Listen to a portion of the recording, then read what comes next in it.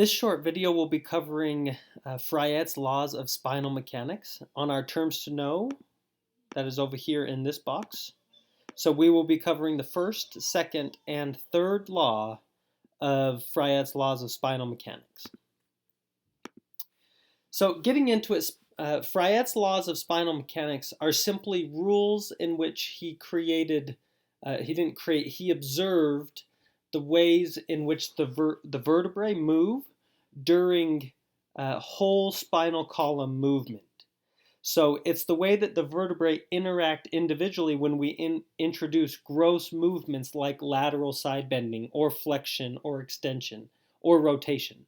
So the three laws that we're going to talk about are just three simple observations and what we now call laws or rules in which the spine responds during gross motor movement. So we're going to roll through the three of these, and then I'll give you some examples and I'll try to visualize it for you, and we'll watch a few videos on that. So let me start here with this picture. So I pulled up a picture. So this is 5 vertebrae that are working together as a unit when we introduce side bending. So what we're going to be talking about here is the ways which the vertebrae respond when somebody is in a neutral position or they're just standing straight up and straight down. We're going to talk about if someone is flexed or extended, how their vertebrae respond when we introduce that other movements. And then the last law is just introducing the idea of having movements and the way the vertebrae will respond when we already have an introduced movement. So the first law we're going to talk about is actually this picture imaged here. So this is just to give you a visual of what is actually happening. So in a neutral spine, or someone is standing straight up and straight down, they're not really flexed or extended or any other things. They're just straight up and down. So if someone's straight up and down and they side bend to the left, okay, visualize in your head what's happening there. They're laterally flexing to the left. Fryette's laws say that if someone side bends to the left in a neutral spine, then their vertebrae are going to rotate to the right. And remember, we're going to be talking about the vertebral bodies, right? So the vertebral bodies are the things that are going to rotate. So when this person side bends to the left, you can see these vertebral bodies, how they're actually going to stick out to the right. Okay, so these spinous processes are going to point to the left. Those vertebral bodies will move to the right.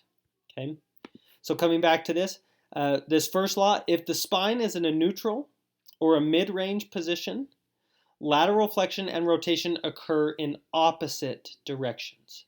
We also call this neutral mechanics because the person is going to be straight up and straight down.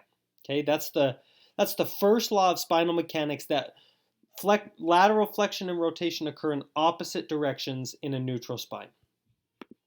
So the second law is actually is a similar idea, but the vertebrae are going to respond differently when we put them in a certain position. Maybe that's the best way to say it. So now we're talking about the spine is in a flex or extended position.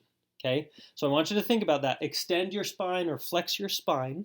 Now what I want you to do is laterally flex, and I'll pull this image up again. But now what's going to happen is if you're flexed and you side bend to the left, your vertebrae are actually going to rotate to the left. So we call this non-neutral mechanics. Okay, so if we are flexed or extended and we side bend to a side, rotation will occur towards that side. Again, this is called non-neutral mechanics here. One thing that I want you to remember, our cervical spine, our 7 top cervical vertebrae, they are always non-neutral mechanics. Even when we're straight up and down, our cervical spine, they still flex and rotate to the same side. So that's one exception to that first law. But for the rest of our spine, thoracic, lumbar, right, if we are flex or extended and we laterally side bend to a side, to the left side, then our vertebrae will rotate to the left side.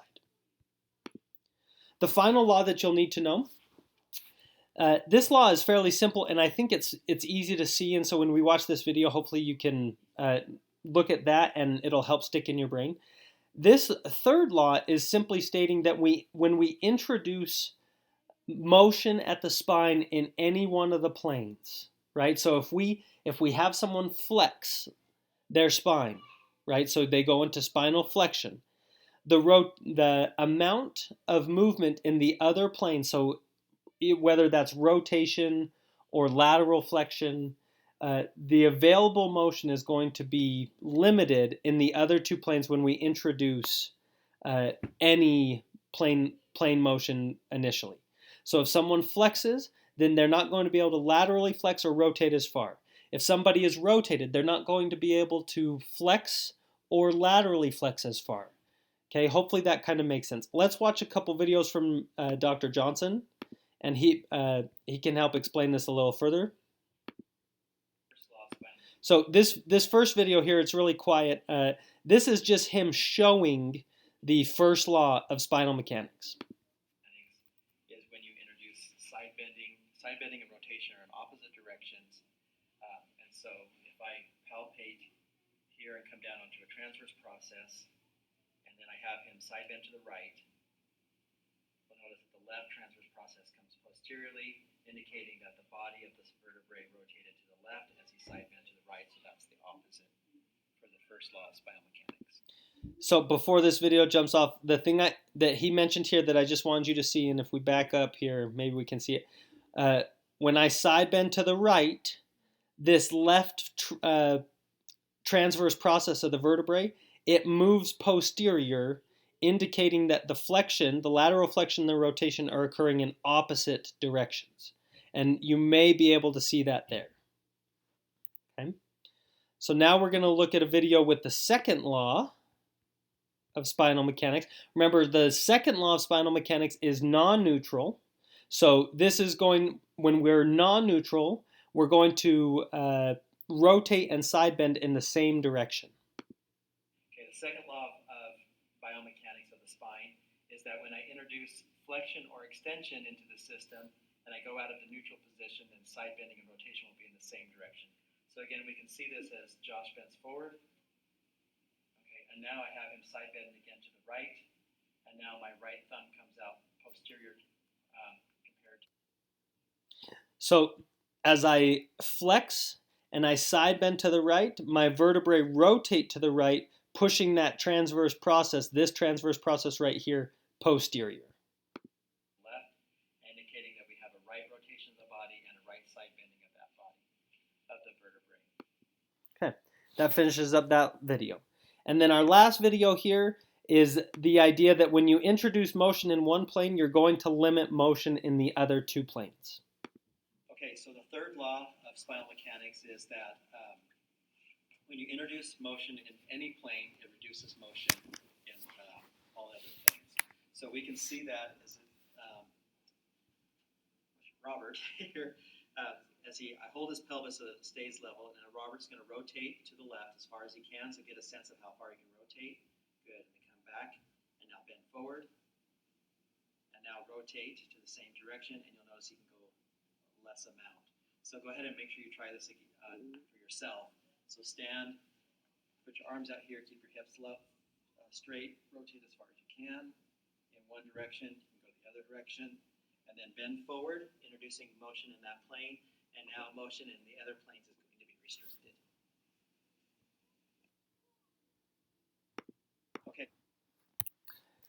So hopefully those visuals help give you a better idea of what's happening in the vertebrae of the spine as we introduce gross motor movement. And that finishes this video on the laws of spinal mechanics.